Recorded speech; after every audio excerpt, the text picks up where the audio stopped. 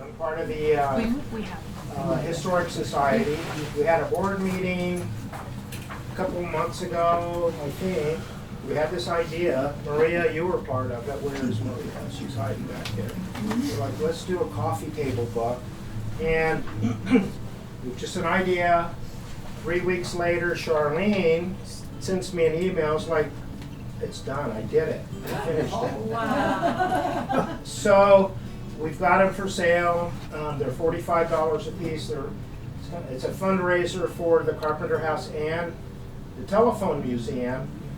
And then we're just looking for ideas. I think we need to raise $150,000 for everything at some point. So I just wanted to kind of let everyone know about that. And we have Smiles Productions. These guys are giving us a super nonprofit family discount to record this event. We will publish it on YouTube on our website once the editing and everything is done. So appreciate you guys doing this. And how many of you folks know this guy, Nick Henderson? Nick Henderson.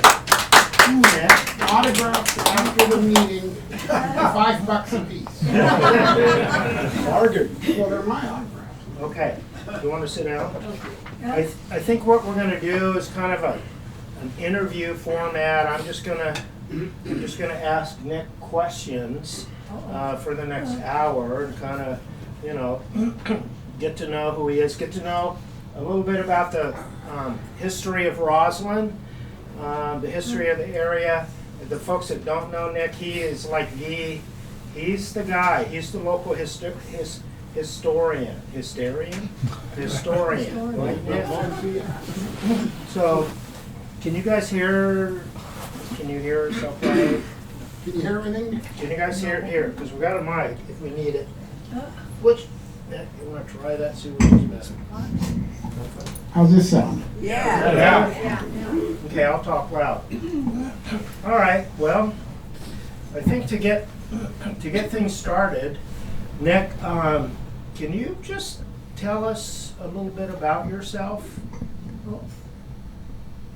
He's class of 1975. We have 3 people in here. Yeah, we got a couple other members of the class in here. Raised in Ducktown. I don't say this very often, but it's getting out. I'm actually born in Seattle, so I guess my brother used to say if you cracked my head open, it would say 206. But Mom and Dad moved over here when I was just a baby. In fact, my brother was born 11 months later, and he was born in Ellensburg, so they hurried over here. And then raised in Roslyn in Ducktown, 3rd generation. Charlene's a cousin of mine. There were 13 members in the Osmanovich family. My dad's family was in Easton and had a little gas station this side of Easton, a little cabin court type of thing when those were popular. And either Dad came to Roslyn or Mom went up to Easton, and that was that. And grew up here, went to Central. I had, like anybody else around here, you do whatever you do. Out of high school, I dug graves. I worked for the local funeral home. Roslyn, I had a grave foundry. I used to work in the foundry. And I remember digging a grave in the veteran cemetery in Roslyn. It was raining and it was cold and just lousy. And Earl Brown, the funeral director, came up and wanted to see how things were going. And that cemetery is all clay, so your feet just end up huge by the time you get done with mucking around. And I handed him the shovel, and I said, here, why don't you try the business from this end? And he went, no worky. And I thought, boy, I got to go to school and learn something, because this is not the way. I dig a really nice short ditch, and then I fill it up, and nobody gets to see the nice work I did.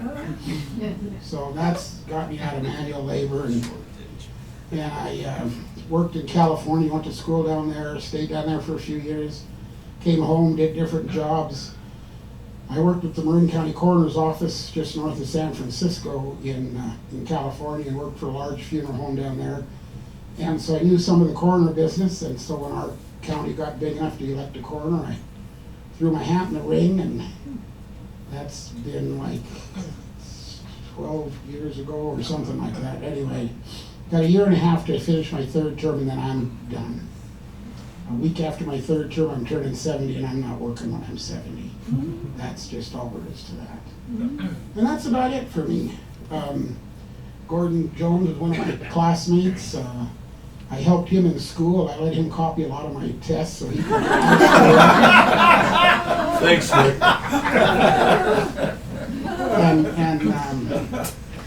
Just last name is Henderson, but more Osmanovich than Henderson in the veins. And growing up in Ducktown, the center of the universe.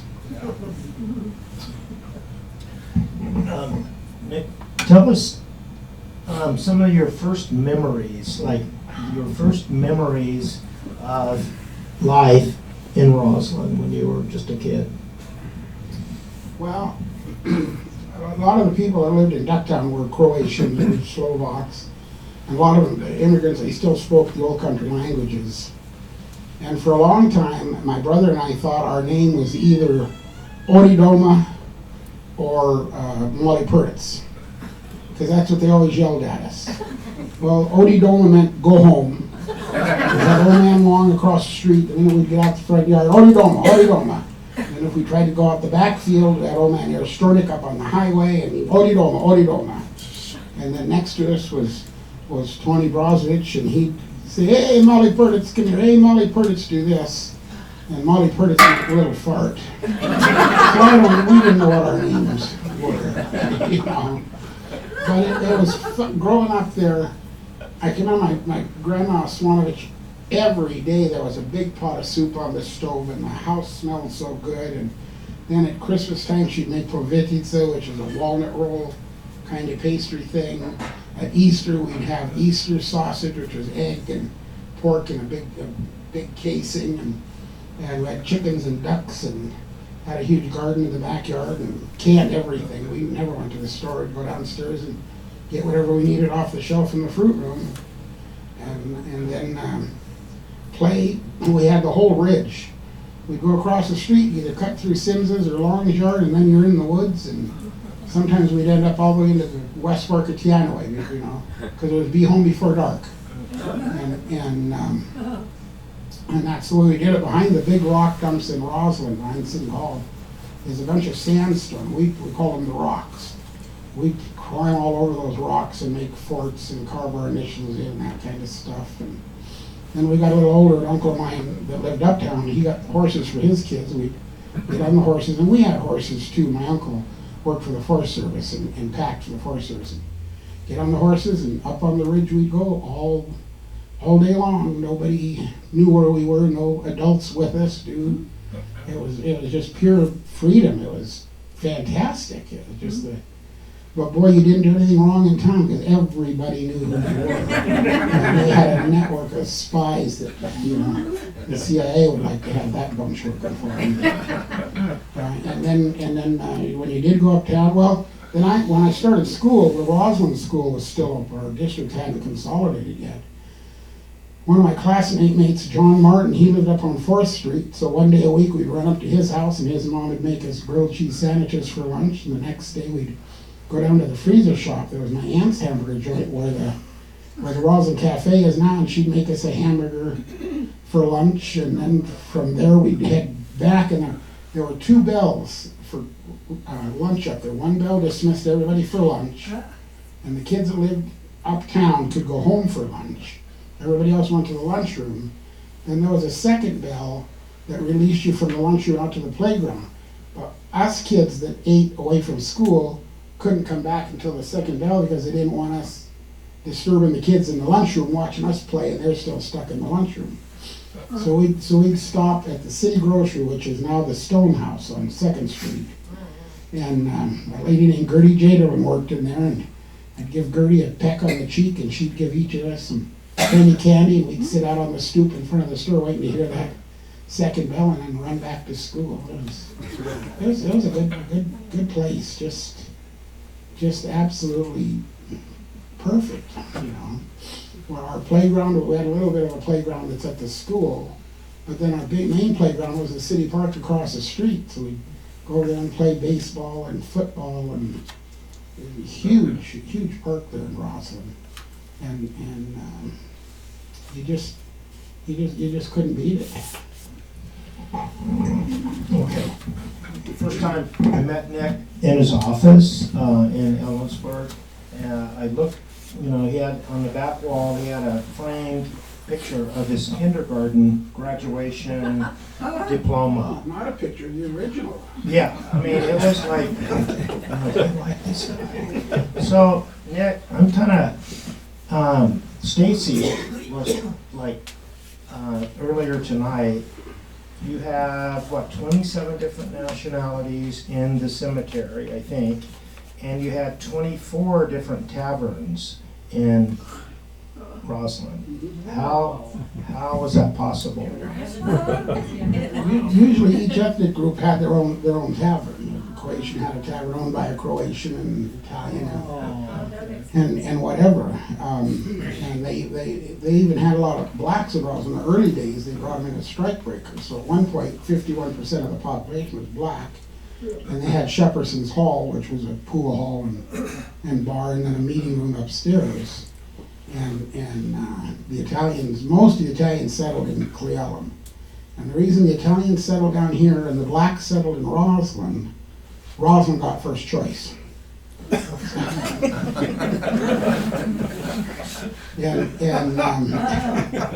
And so, in fact, Roslyn, the guy, Shepperson, that owned the bar in the building there, got the Prince Hall masonry, the black folks masonry, started in Washington, in Roslyn. Oh, wow. And he's buried up in the cemeteries. And the segregation of cemeteries is because some of the fraternal lodges were benefit societies, so you'd get a little life insurance policy when you died. And if you remember the lodge, you got a free plot. And so that's how that worked. It wasn't necessarily segregation, white versus black or that, because even the black cemetery was segregated. There were 4 black churches in Roslyn, and depending on which church you went to, was what section of that cemetery you got buried in. Oh my God. But since then, those boundaries are gone, and that history's kind of been lost. And it's very, if you haven't been up there, you gotta go, because it's very much the old country style with the light curving, especially after Memorial Day coming up, everything will be spiffed up. And a lot of the headstones have the old country languages written on them and porcelain icons of the people on the headstones. It's probably the biggest tourist attraction in Roslyn, even bigger than Northern Exposure, and that's pretty big, but the people really like that cemetery.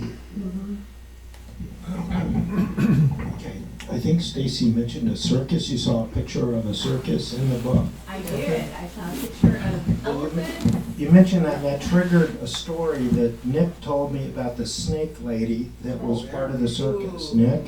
What? Snake lady. The snake lady. Listen to this.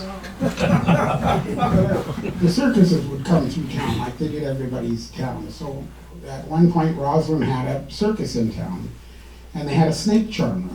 And she had a new snake that wasn't feeling with her, and she wasn't feeling with it, and it bit her. And she died the next day. So they buried her in Roslyn, and she's still up there in the old city cemetery. Myrtle Wilson is her name. At the bottom of the old city, there's a big, I can't remember if it's a fir tree or a pine tree. Big tree that's grown up in her grave. I mean, the tree is like huge. And she ran away from home to join the circus. So the circus went on with its tour and the idea was to come back, dig Myrtle up and take her back to wherever she came from. And her father says, nope, she ran away to the circus can have her. So she's still there, but somebody adopted her grave because on the bottom of her, just a small headstone on the bottom, it says gone but not forgotten. And somebody puts flowers there every Memorial Day for Myrtle Wilson. I think it was in 1927 when she died. Did a monkey bite a kid during the circus at one time? I've heard a story that. If it didn't, it probably should have. Yeah, I never heard that story. But there's some really good stories. A little tiny bit of research could straighten it out. I mean, just recently I heard that Ducktown was called Ducktown because all the blacks lived in Ducktown. And that's why they called it Ducktown.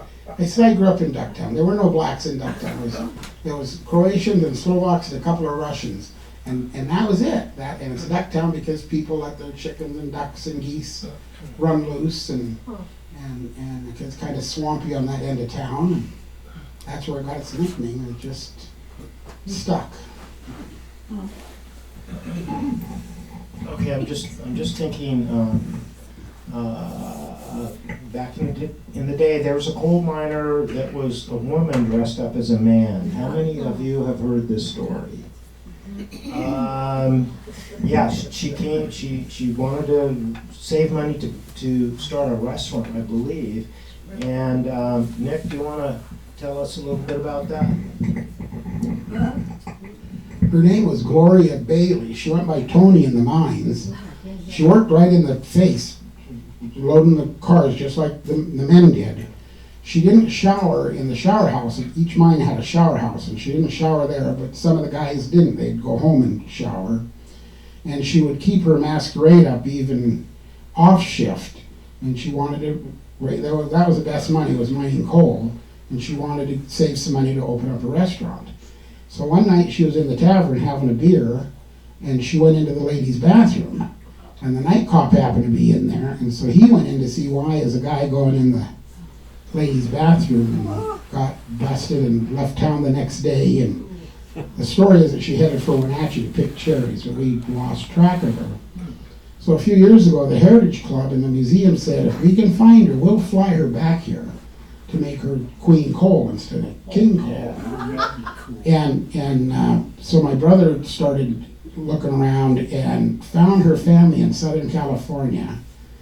And I didn't grab the paperwork from Rick, and he's since passed away, so I hope it someday just surfaces in his house. But she had committed suicide a couple years before. But she had some daughters, but I'd be game if the daughters had come back. Bring them back. And Be fun.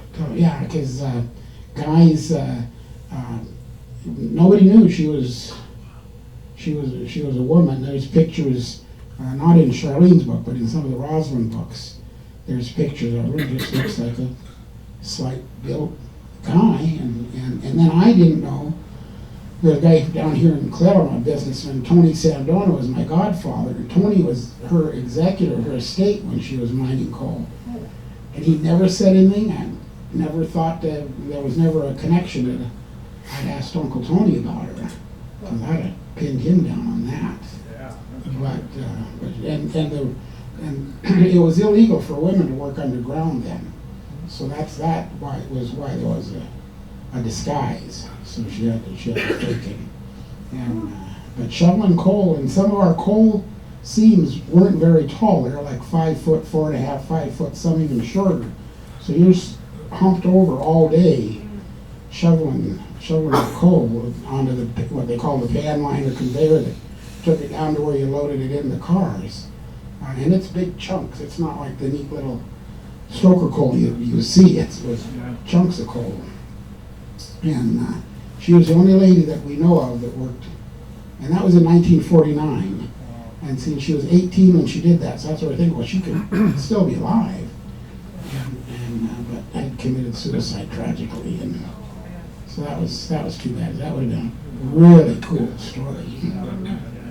And at one time we had the NWI company, the Northwest Improvement Company, was the main mine company here. And NWI had 10 mines at one time here, not running all at the same time.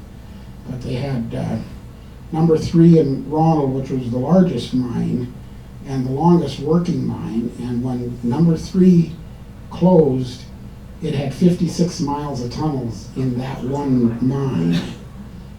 And I've never tried to figure out how many miles under the whole coal field. So we've got a blueprint at the Roslyn Museum that shows the entire coal field, and it's from the lower end of Clallam up to Ronald. So it's hard to read because of the scale of it, but it equals 7 miles long and 3 miles wide. And if you go up and look at it, you'll see spots in there that there's like wide spots, wide blank spots that make different designs down through the blueprint, and those are safety barriers. so that if something happened in one mine, a fire or a flood, it couldn't get into the other mines and flood the whole field. In the early days, that didn't happen. And in 1909, they had an explosion in Ducktown, that rock dump you see it on that end of town, was number 4, and it was a vertical shaft. And it went down 600 and some feet, and it blew up on a Sunday. But it only killed 10 guys because it was Sunday and it was just a skeleton crew working. If it would have blown up on a regular work day, there would have been 400 people in the mine. But they got everybody out of the mine and closed it. And I've never gotten on a computer to figure modern dollars, but in 1909 dollars, it did $50,000 damage to the mine and the outside structures, and spread fires through Roslyn because of the sparks and the shingles blown off the buildings. There, they went and landed on shingle roofs around town and started fires. And there's some pictures at the museum that show it after the explosion, and boy, it leveled everything. And typical this town, I mean, people were really nice in this town and friendly and just loved to have fun, but boy, there was some tragedy too. And then the shaft explosion, and they call it the shaft, that was the only mine that went vertically down. Everything else went into the ground at an angle and was either called an incline mine or a slope mine. And the shaft, one of the guys, and I think he might have been the foreman, Otis Newhouse was his name. He was on the tipple, and it blew him off the tipple out into the weeds. And his kids were coming home from church and ran down to see all the excitement of what's going on at the shaft and found their father out in the weeds. And then he died later that night at the emergency hospital. But it was like in 1892, May 10, 1892, the number 1 mine exploded. And that killed 45 miners. And to this day, it's still the largest mine disaster in the state of Washington. There were like either 13 or 16 women that were widowed that day. And I don't remember exactly how many children were orphaned. And there were two guys that were leaving that mine when it blew up. And as I talked to their daughters, the miners had died.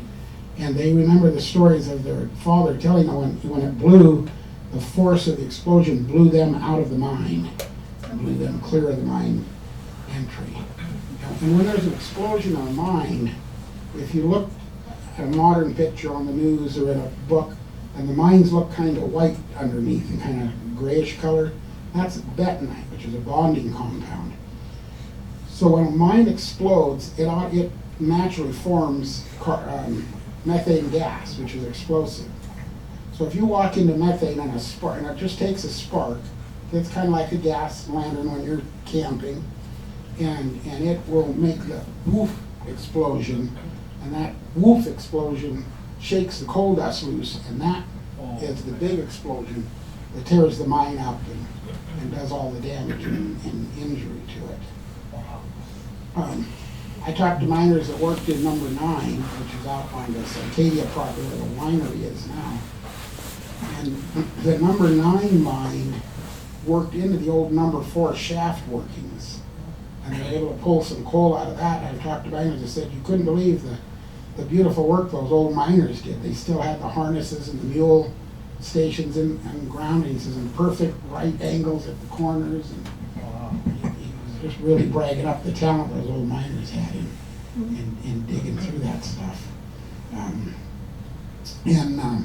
But Roslyn also had, there were mine competitions around the country, in Kansas City, in Butte, in San Francisco, and I can't remember the other one. Anyway, and they'd send your first aid team back to compete against other mine companies to see who was better. In Roslyn, there's a spot up in the museum, I call it the Boston Garden Wall, because it's full of banners and trophies, because all the guys, everybody had to learn first aid, everybody had to carry a first aid card.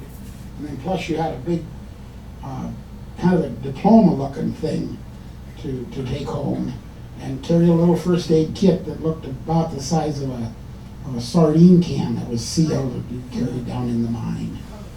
And they had first aid stations in the mine, and they had enameled signs. We've got one at the museum It says first aid, and then I think there's 10 or 11 languages it's written in, because a lot of the immigrants couldn't read English, and that would tell them then. And then there was another sign of something happened down there and had an arrow on it, and it said, man way, this way out. So that if something happened in the mine, you didn't get confused and walk deeper into the mine trying to get out. You know which way to walk to get yourself out of the mine. And like I said, it said man way because there were no women allowed in underground in the mine. So they called it manways because the mines worked like in this basement. This would be a manway, and then between those timbers would be the airway. There were big squirrel cage fans that blew air into the mine or sucked the air out, depending on the time of year and the temperature.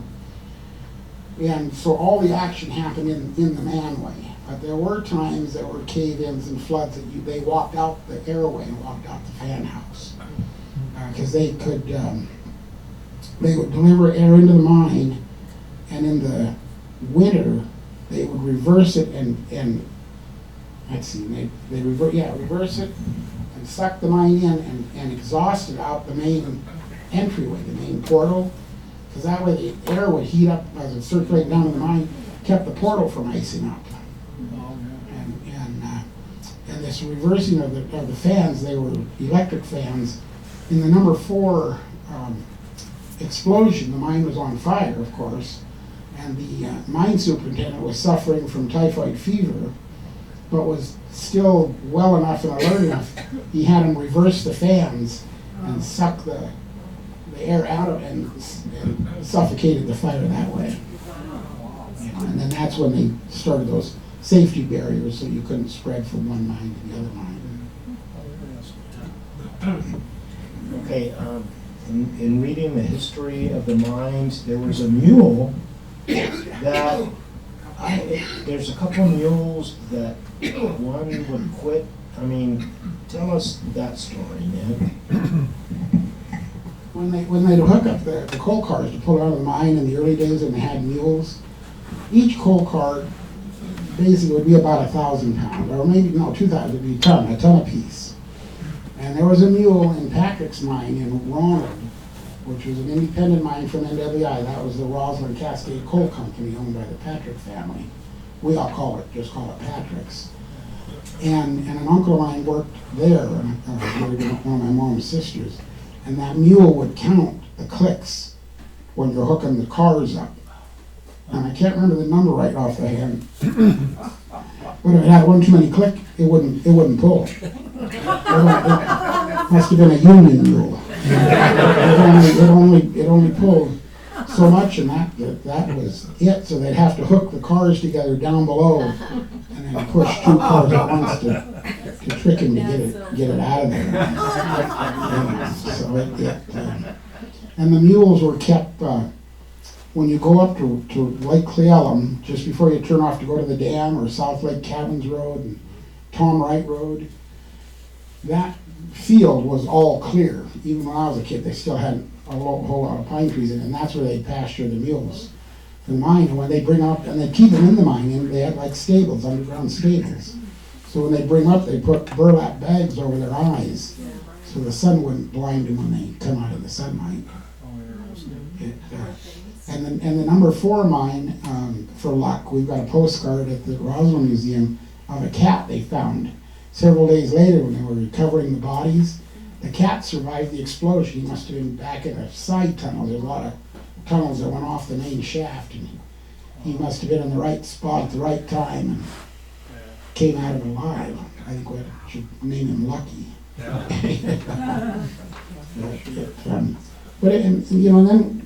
Then we had baseball teams here. Roslyn had a huge stadium in the ballpark. Huge. I bet it would hold 200 or 300 people. And they had kind of like a minor league team in those days. Play Seattle and Renton and cities from the coast and cities from the lower valley. And the grandstand was torn down in the early 70s. The city got nervous that it wasn't sturdy, but I used to play in that thing. It had great big timbers, and a metal roof. That thing wasn't going anywhere. But they had that, and we had bands. Clallam had community bands, Roslyn had community bands. There was dancing all the time, dance halls and city bands. Clallam's city band was Bertello's band, a guy named Bertello. He's buried here in the Clallam Cemetery. And years ago, before they had world fairs and that stuff, they had what they called them potlatches. So Bertello went to the potlatch in Seattle, took his band over and played in the competition. And Bertello placed second in that potlatch competition. And I don't feel bad about second place, because first place was Sousa's band.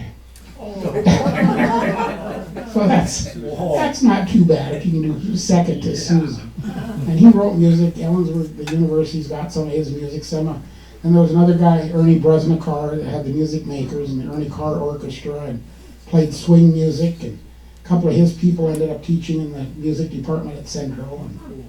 And there was another band from Roslyn, the Three GIs, with Sweet Swanson and Joe Meritich and Ed Violetta would play guitar, drums, and accordion, and there was always a dance somewhere. You know, there was always something going on.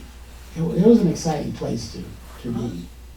And an uncle of mine used to tell about a cop they had in Ronald, in Roslyn. Bob Ronald was his name, and a great big guy. Never carried a gun, just carried a nightstick. Never drove a car, just walked around town. And my uncle said he'd come into the tavern and there'd be a couple of guys going at it in the tavern, fighting over a pool game or whatever. And Ronald would say, "Now boys, I'm gonna walk around the block and you better have this settled when I come back." And he'd turn and he'd walk out of the tavern and come back, and if they hadn't settled, he'd just wade into the middle of them and start swinging that nightstick, and it got settled in a hurry. You know? We'll have a heyday filming that for the news today. The boys, get this settled. and yet, you know, you've heard stories of Clallam having the ladies of the evening on Railroad Street. Well, Roslyn had them too on Pennsylvania Avenue. But we were a little classier up there. We didn't have whorehouses and whores. We had houses of commercial romance.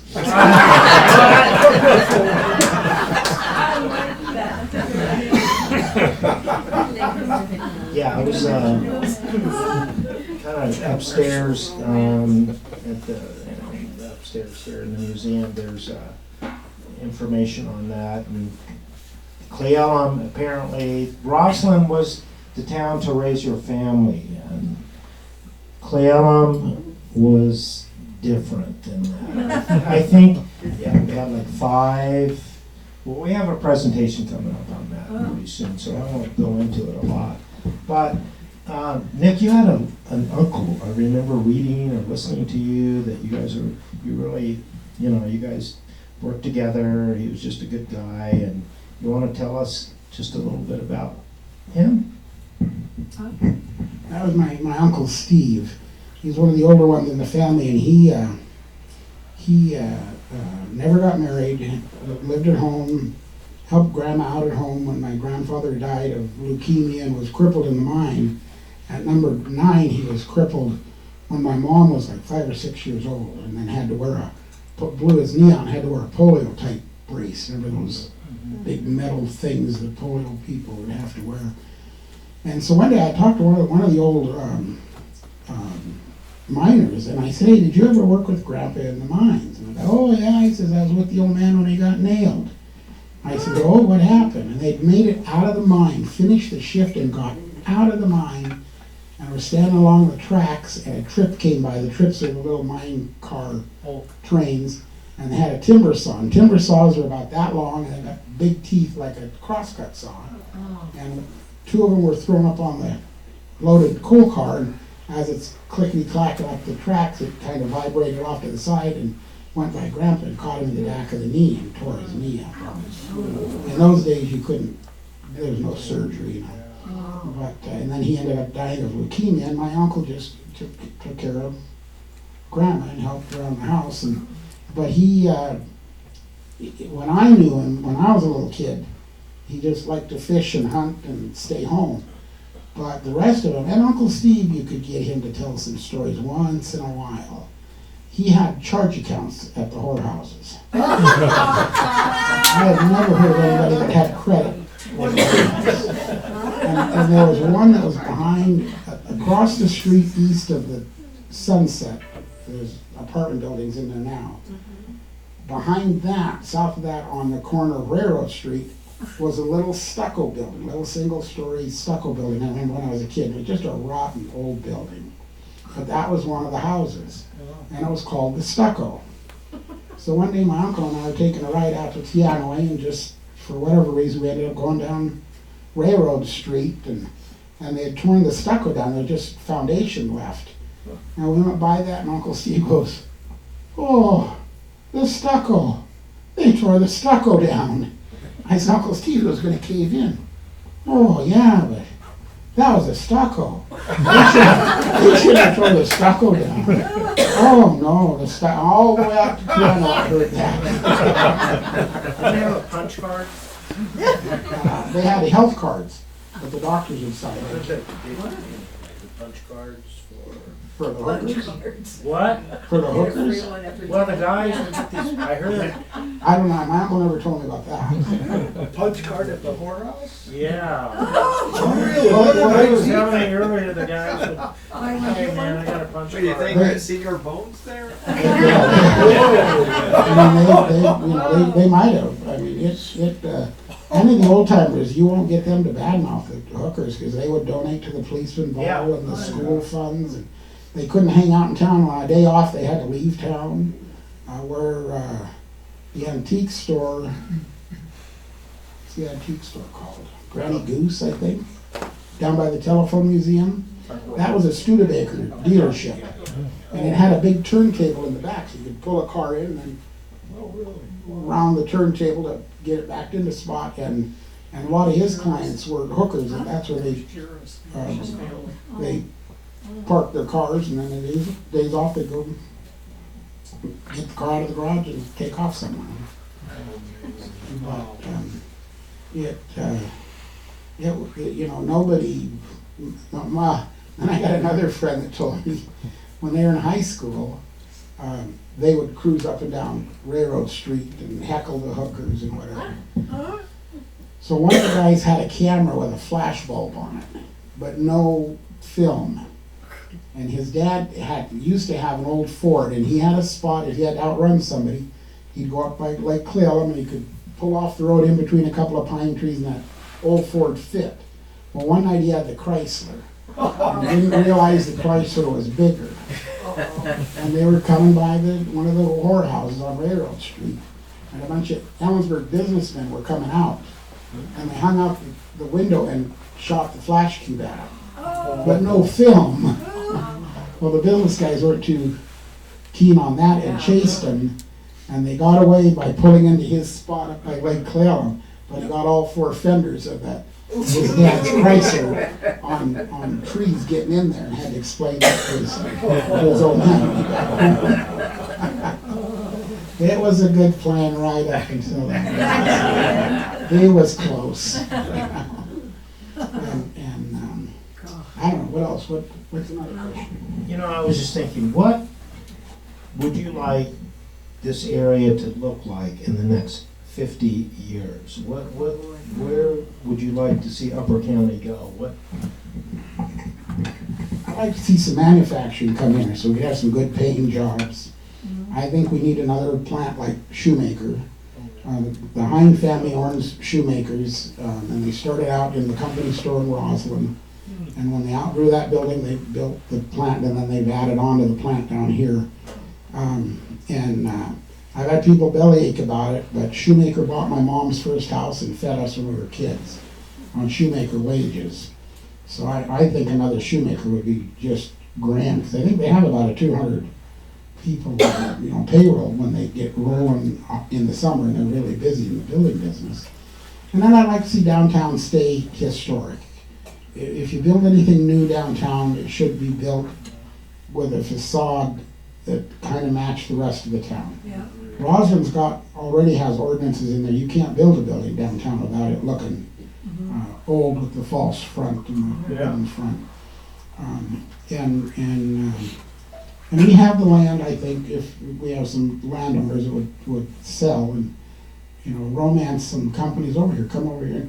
And yeah, it would be more people and more traffic, but we're getting more people and more traffic now. You ever try to cross First Street on a Saturday afternoon?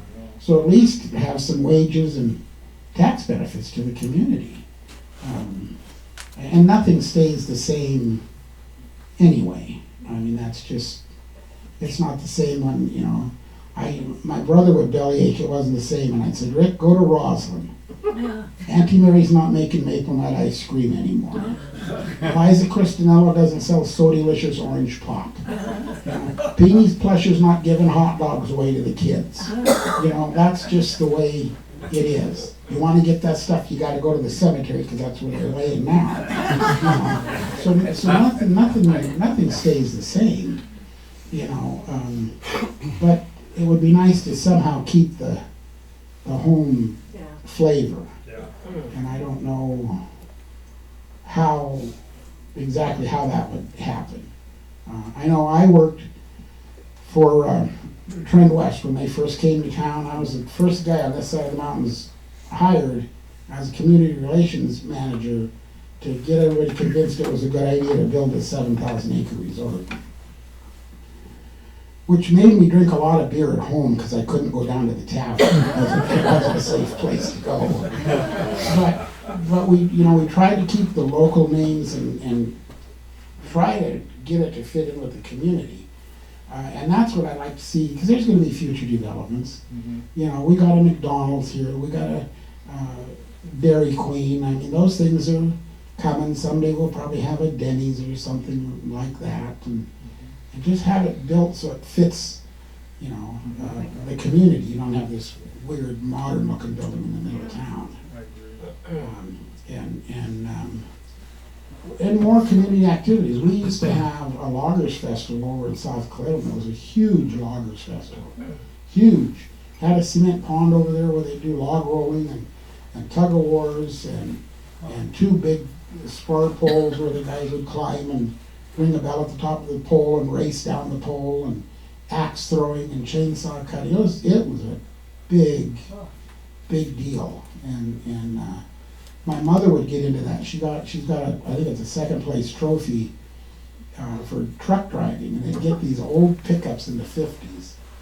And I'm not a mechanic, but somehow they'd screw around with the steering. So just because you turned right didn't mean it was going to go right. And they had a course they made with a cat and had dips and curves in it, and 55-gallon drums with potatoes sat on them. And you had to go around and pick a potato off the drum without stopping and see who made the best. Just fun stuff like that. We don't do fun stuff anymore. Everybody stays home and watches the damn TV or plays on their phone, and it's that kind of stuff we should have. And celebrate our history. We've got a former Dairy Queen, Dairy Association queen here in the audience tonight. Yeah, where is she? Because there was enough. Oh, there you go. There you go. There was enough dairies around the area. We had our own dairy association and creamery building. There's a picture of her upstairs, Oh, there is. and on the top floor. There is a picture. We used to have hundreds of dairies. in this Yeah. town. Lots of dairies and stuff. Tons of dairies, and just I don't know, just stuff like that. That small town stuff that we don't do anymore. So anyway, next question. Okay, we're at 15 minutes left. Should we open it up for questions from the audience, Nick? Or what do you think? You good? I can lie to them just as well as you.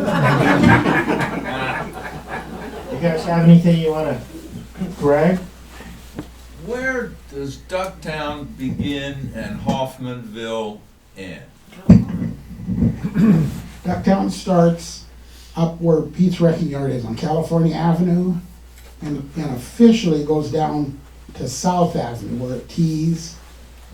And Hoffmanville is on the other side of the highway, along Hoffmanville Avenue and up to 2nd Street and around to Wyoming Avenue. That's Hoffmanville. Thanks. But we kind of felt sorry for them in Ducktown, and so we let them call themselves Mallard Heights now.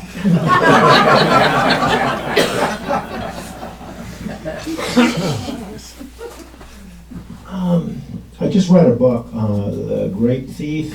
I don't know if anybody's read it. It's kind of a rare one. I've never seen it before. But there used to bring train loads of grapes into Roslyn. Right, Nick? Yes. You want to tell everyone a little bit what they did with the grapes? And the sugar. Yeah, we were quite the bootlegging area. We were exporters of bootleg. The town of Ronald, in fact, lost 40-some houses in a fire when a still blew up, and the guy had tunnels going under the town to different sheds to move his booze around, and it's a 600-gallon still, which is a big still, and it blew up, and the fire spread through the tunnels and burned most of the town down. The Pioneer grocery store in Roslyn, which is where camp, what's that called? Base Base camp, in that building, they would order a boxcar full of sugar just for that store. And there was Saracens and City and Roslyn Grocery and the company store and their store. And that one store would order a boxcar full of sugar, so the revenuers got fishy. Why are you selling so much sugar? And the owner of the store told me himself, he says, I just told him my customers like sweet things. But after that, he went to the other grocery stores and they divided up amongst themselves. That family still has those ledger books. And I've seen them, but I haven't seen the sugar customers. Because they've got a little brad nail shoved through the pages and bent over so you can't open those pages. Because I want that for the Roslyn Museum. They don't want their sugar customer. I says, the sugar customers are dead. You know, nobody knows about the sugar customers. You know, but I just can't get it out of their hands. But yeah, there was quite a bit, and everybody made grapes for wine, so they would get boxcar loads of grapes and boxcar loads of sugar into these little towns, and they would park them up in Roslyn. They'd park up behind the company store, and people would go up and steal grapes off the train, you know, and so that's where the title Grape Thief came from. But, yeah, we were. And the train would go up the coal mines trail? Yeah, the railroad tracks from here was the coal mine trail. That's what that, and one time went all the way to Lake Cleellum. Lake Cleellum had a sawmill up there. And when the lake is really, really low, down like the original lake bed, you can still see some of the old pilings from the sawmill and the old trough where they pull the logs out of the lake. And but in more recent years, it only went as far as Patrick's Mine or the sawmill in Ronald. But it comes through town a couple of times a day. You can hear the brakes squealing coming down from Ronald and down Washington Avenue, right down the middle of Washington Avenue. That's why that street in Roslyn is so wide. So you can still have two-way traffic in the train. And Cleellum had, this is where they put the trains together to move them out. If you stand by the physical therapist place in the old sandstone building, Bull Durham building, walk out by the tracks and look all the way down to Shoemaker, that was all full of sidings. That would be full of coal cars getting loaded up, and they put the train together to ship it out wherever it needed to go. Because there was a big loading dock. If you go into South Cleellum, and as you make the first turn, that straight stretch, you look over the railroad tracks. If you look carefully, you'll see some big chunks of cement kind of buried in the dirt over there. Those are the foundations to the big loading dock where they would bring the cars down from Roslyn, go up a little trestle onto this loading platform, dump the coal into big hoppers, and then they would load the main train there. And there's some pictures of that thing. I've got to take some stuff up to the Roslyn Museum, because in the days when they closed the mines, everything was auctioned off, either burned or auctioned off. And my dad and a partner of his, Dwayne Kittleson, had a business, and they'd buy this stuff and sell it for scrap or whatever. And they bought that train coal loading thing. Dwayne was pretty tall. Well, I was a little kid, so everybody was tall. But I remember he jumped across on that trestle thing, and then my dad wanted me to, and it's like from us, you know, and it wasn't a big area. But man, I was scared. That was too high and too wide. And my dad's going, come on, jump, jump, jump, you know. And Dwayne's almost reaching me. Come on, Nick, I wouldn't let you drop. No, jump, jump, jump, you know. And so, you know, they just grabbed me and threw me. I found the papers. They sold that to the city of, not Valdez, the other Alaska port. No, Valdez. They sold it to Valdez. That timber ended up being their new municipal pier, because their pier got ruined in the 1964 earthquake. And the original use for those timbers, if you see one of the old pictures, and it says, oh, now I can't think of the mine one of the first superintendents. Logan's Mine. Logan, yeah. And the picture says Logan's Mine on this tipple. That's where those timbers first started. Then when they tore that down to build a new one, they used them for the for the loading ramp over here, and then they ended up being shipped. Because I found the canceled checks. I found the receipt from the tug company. And my dad kept track of everything in an old appointment calendar for Guzzi Insurance. And we had a guy in town that he started Zach Lift, and he had a Texaco station there, and an international truck dealership, and a parts house and muffler shop. Ed Zakovich. And Ed, he would even call himself this. Ed got the name of Crooked Ed. And he had a big crane at that time they could use to take this thing apart. And there's entries in Dad's register, not for Ed Zakovich or East End Motors, but Crooked Ed. And he had one truck driver he would pay with whiskey. Nick, half a gallon. So that stuff should go to the museum to show the whole story of those timbers. Let's see. We're going to go ahead and wrap it up here in a second, but before we do that, just want to let everyone know Roy Susich. Roy, you want to stand up for a second? Roy's going to be giving a presentation on the 17th. All of you guys have the schedule, I hope, our upcoming speaker series. So, yeah, he's going to be talking about the buildings, the history of the buildings downtown Cle Elum. Roy's a pretty smart guy. Thank you. Yeah, I asked him what happened on this date in 1867, and he could tell you. So, let's give Nick a big round of applause.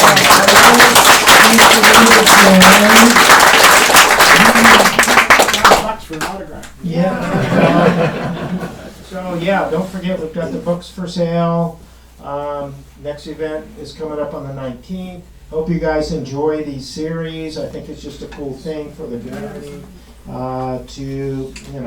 just to share the mission statement for the Historic Society is to collect and disseminate history. So I think it's just sharing the local history is it's a good thing for the community. So there we go. I think we're done. Thank you. Thank you guys for doing it.